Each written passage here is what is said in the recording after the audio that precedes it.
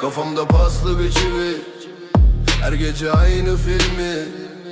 Sen gittin, sokak susmadı, bende kaldı senin izi. Yutkunurum, boğazım taş, dilimde kırık bir savaş.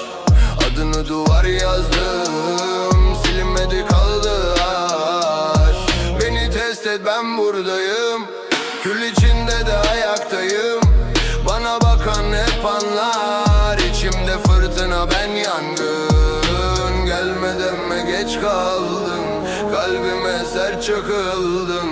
Bir adım daha atarsan bu şehirden taşar kanım. Özledim seni, özledim seni, söyle nasıl durayım şimdi.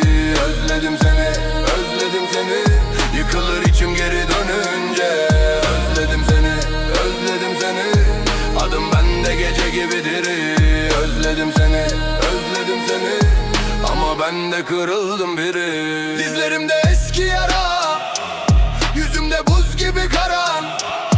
Bana ders verme boşuna, ben bu hayatta çok yandım.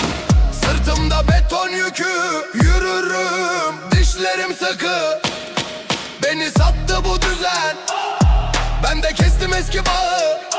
Sen yokken büyüdüm biraz, ama içim hala biraz az. Kendime bile yabancıyım, sen gidince oldu biraz. Gelmeden mi geç kaldın, kalbime sert çakıldın. Bir adım daha atarsan bu şehirden taşar kanım. Özledim seni, özledim seni, söyle nasıl durayım şimdi. Özledim seni, özledim seni, yıkılır içim geri dönünce. Özledim seni, özledim seni, adım bende gece gibidir. Özledim seni, özledim seni, ama ben de kırıldım biri. Beni tanı, ben aynı değil, aynada duran adam değil. Bir yanım seni ister hala, bir yanım diyor yeter git. Kopar benden bu zinciri, açma artık eski yeri. Benim öfkem sevgi gibi yanıyor, yakıyor içeri.